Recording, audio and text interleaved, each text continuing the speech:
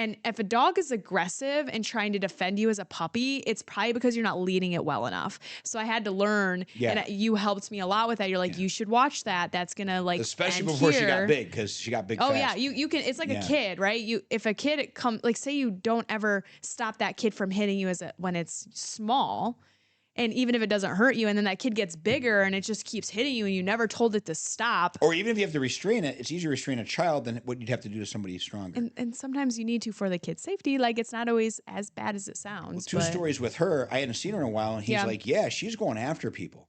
So the first thing is like, well, I'll walk in the house. He's like, he was worried. He's like, no, yeah. she's gonna. So I walked in. She came at me, and the second she recognized me, she dropped, stopped instantly. He Mind was you, we like, had her until she was 2. yeah, he was like, I've never seen anything like that in my life. Like, she Mhm. was this far from my hand, and instantly stopped and sat right down and like in a submissive state, and then wanted to be pet. Right. Yeah. But what I found was, and this is very common, it wasn't his fault, but when she's Mm-mm. barking and growling, he's saying good girl. And I said, what the fuck are you saying good girl for that for? Why are you rewarding this aggressive behavior? You should be checking it, right? You're letting her know that she's supposed to protect you. And the fact is, unless you're being attacked, you're the boss, right? So, and I'll give you a good example. Capone, just a simple lab who is never aggressive. When I was in the apartment before we were married, me and Lisa, if I was there and someone came to the door at the apartment, he wouldn't even get up. He literally wouldn't lift his head. If I left and she was in there with Capone, if someone was even near the door, he'd be at the door. Mm-hmm. Why?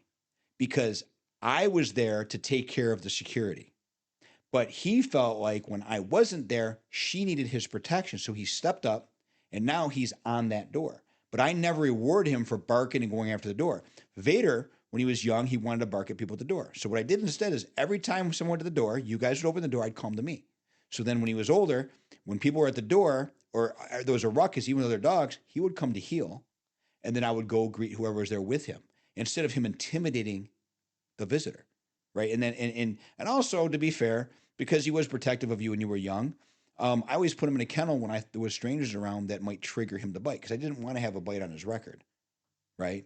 So there's a lot of things that people don't pay attention to.